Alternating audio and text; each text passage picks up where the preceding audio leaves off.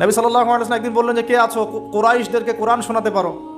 তারা তো কোরআন শুনতেই চায় না, কোরআন বললেই কানে আঙ্গুল ঢুকায় দেয়। হ্যাঁ, কোরআন বললেই তারা কাপড় দিয়ে মাথা আবৃত করে, এগুলো কোরআনে আছে কিন্তু। তখন আব্দুল্লাহ বিন মাসউদ, সুবহানাল্লাহ, রুয়াইয়াল গানাম বলা হতো তাকে।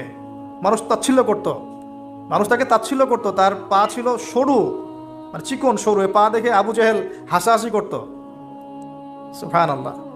আর ওই পায়ের নিচেই আবু জেহেলের মৌত আল্লাহ লিখেছিলেন, সুবহানাল্লাহ। ওই পা দিয়ে তার আবু জেহেলের বুকের উপর পাড়া দিয়ে তিনি তাকে গর্দান কেটেছেন বদরের মাঠে। খালি 13 বছরের ব্যবধান, সময়ের ব্যবধান, খালি জাস্ট টাইম টক্স, মানে সময় কথা বলে, কথা বলে না, সময় কথা বলে।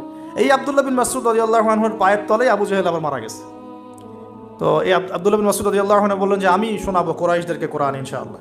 তারপর তিনি বের হয়ে কাবা ঘরের সামনে গিয়ে আর রহমান আল্লামাল কোরআন খালাকাল ইনসান এই তেলাওয়াত শুরু করলেন। নবী সাল্লাল্লাহু আলাইহি ওয়াসাল্লাম একদিন বললেন যে কে আছো কুরাইশ